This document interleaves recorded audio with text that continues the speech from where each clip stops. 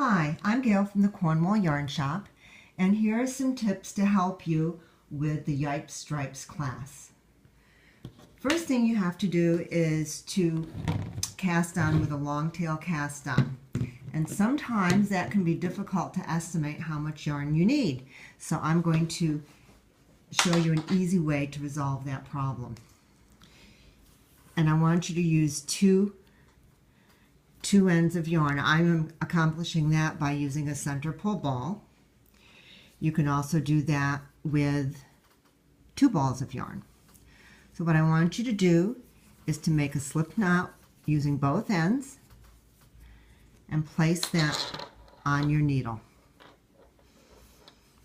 Now you have 2 strands of yarn to perform your long tail cast on, and just cast on now as usual. When you are done, this double stitch slip knot does not count, and we are going to take that off the needle. So the next step in the homework is to join your stitches without twisting.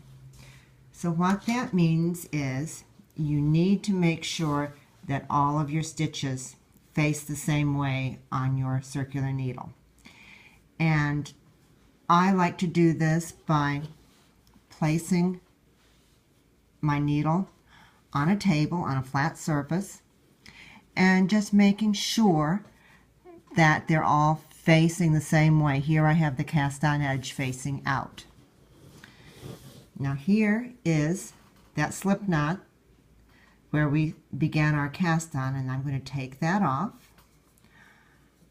I have cut one of my strands of yarn, and I've left a long tail for finishing or in case I need to tear it out and redo it. And I have cast on 1 extra stitch. There are many ways to join, and frequently I like to join using an extra stitch. So again, double check, make sure you're facing the same way. And I'm going to pass that extra stitch that I cast on to my left needle. I'm going to place a marker to denote my beginning and end of round.